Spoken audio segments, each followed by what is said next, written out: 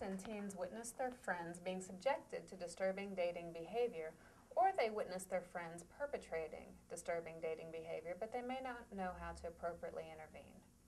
This video offers candid views from educators in the community health workers, and most importantly, teens. At the end of this video, there are community resources listed. Teens may be more prone to experiencing dating violence because dating is new. Teen dating violence is influenced by how teenagers view themselves, others, and relationships that they've been exposed to. Unfortunately, society and the media have portrayed unhealthy versions of gender roles that can be difficult for teenagers to navigate. As an example, young men may believe they have a right to control their girlfriends. Young men may confuse masculinity with aggressiveness. And young men may believe that they have a right to a sexual relationship. Young women may also believe that they are solely responsible for fixing any problems in a relationship. They may believe that their boyfriend's jealousy or aggressiveness is romantic or proves how much their boyfriend cares about them. And young women may also believe that in order to keep a boyfriend, they must engage in sexual activity. Both young women and young men face a lot of peer pressure to behave in a certain manner while dating. There's a lot of pressure to be in a relationship and simply to be tied to somebody.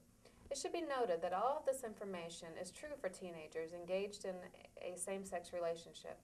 All teenagers, regardless of who they're dating, deserve to be in a safe and respectful relationship. Teen dating violence has reached epidemic highs.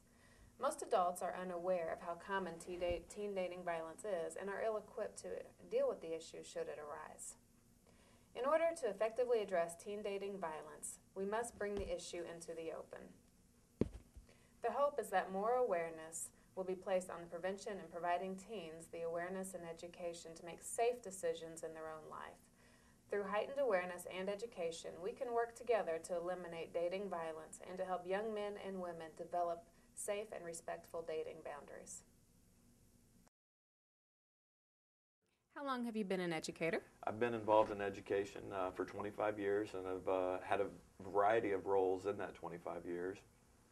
I've been everything from an elementary PE teacher, adaptive PE teacher, high school PE teacher, and also served as an assistant principal during those years.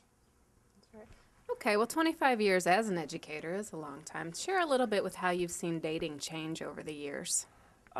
It's changed a lot. When I first got into education, you know, cell phones were not prevalent, as well as the social media, and now with today's society, everything is instant. And I see the social media piece really starting to shape a lot of things with kids. I mean, with the sexting, the postings all the time, or it's instantly on Facebook. And of course, a lot of boys will like to say, oh, I was with so-and-so, which is a form of intimidation, bullying, teen dating violence, whatever you want to call it. And also, too, I think that with the prevalence of music videos and reality TV shows, I think they over-glamorize sex, as well as I think that there's a lot of modeling of unhealthy relationships for ratings, and so a lot of times I think young people will look at that and view that that is the way, that's a normal relationship, or that's the way that we should interact with our significant other. Thank you. What types of peer pressure do you feel that our teens face? I certainly agree with social media. Has it changed with their peers, even with adults? Are there more pressures to date? I think so. I think that to be popular or cool, you know, you must have a boyfriend, girlfriend, whatever the case may be. And I think, too, that, again, the unwritten message, the unsaid message is a lot of time, too, is to have multiple partners or to be outrageous, and that's the way that you can gain attention. And unfortunately, I see, too, that a lot of girls, I feel like, for whatever reason, will try to use their bodies to stay in a relationship or to get involved in a relationship. And as we all know, those are very unhealthy behaviors. Absolutely. So what advice would you give young ladies? Protect the temple, right?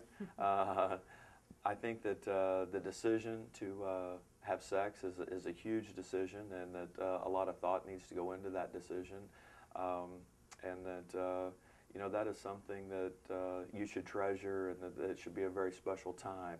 And I think a lot of times that, again, girls will feel the pressure from guys. You know, I could see a typical scenario of, well, if you really cared about me, we would be doing this. And that boys, young men, will have a tendency to really pressure girls, and sometimes they give in to that. And you know, you can never get that back. That's a one-time deal, and it should be saved for that very special moment. And you know, hopefully that that any young person would have strong enough relationship with their parents, with someone at school, whether it be a teacher, a counselor, a coach. Maybe it's through the church with a youth pastor or whatever, but someone that they can go to and truly, if they're struggling with the pressure they're feeling from their significant other, that they can have someone that they can turn to and talk about that, and really make the best decision for them as possible. Because like I said, you can never get that moment back. Thank you. Focusing on young men, and as the parents of young boys, I see that I agree with everything you said about dating pressure for young ladies, but I also see dating pressure for young men. There's a lot of stereotypes I think young men have to live up to in terms of dating, or how many girlfriends they have, or how they treat girls. I don't know, is there anything that you could share about that? I would agree with that statement as well, and I think that you know, a lot of times we look at it more on the female side, Sure. but I think definitely on the male side as well too. That, you know, again, you're not cool or popular or whatever unless you can brag and be that locker room show off, right? And we try to share that information. Hey, look at what I did. Look at how cool I am.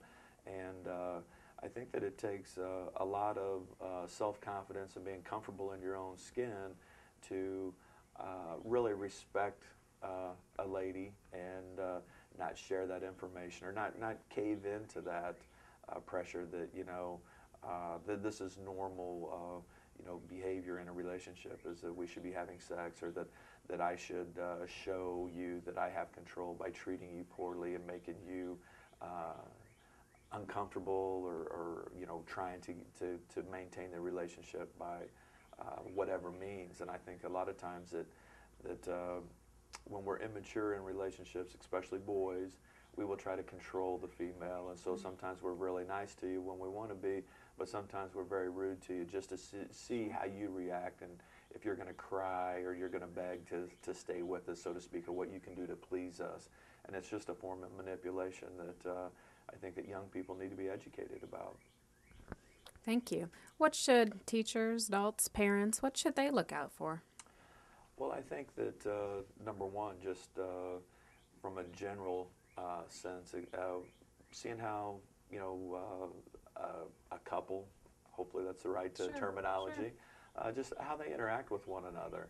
And, you know, over my years in education, I've seen some very unhealthy relationships where it seems like every time that the couple are together, you know, they're always arguing about something, or someone is trying to manipulate the other one, and accusations and those type of things. So I think from a school perspective, when we see young people at school in that relationship, I think it's number one, it's observation, and then number two, you know, that if we notice any marks or whatever, you know, to not be afraid to investigate that. Hey, I noticed that you got some scratches on your neck. How did that happen? So I think that you know, we have to do a better job, and by observation as well as education, and then hopefully too that, to me, education is all about connecting with young people, and hopefully that somewhere in the school setting that some teachers made a connection with a young person, that if they're having problems, that they can come to them.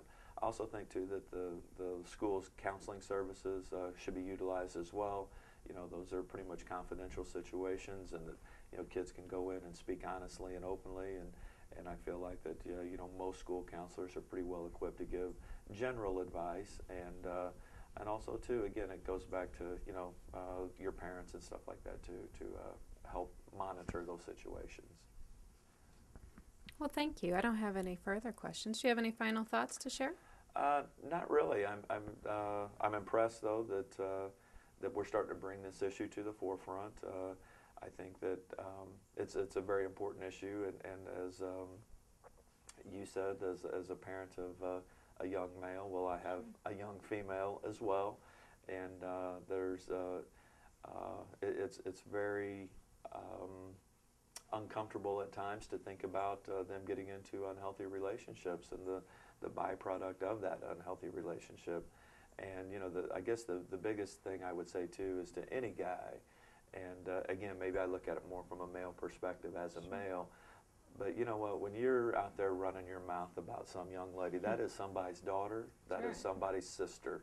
And if you want someone to be talking about your sister or your daughter that way, I think that you should really think about that. And what happens behind closed doors and in an intimate relationship should stay that way.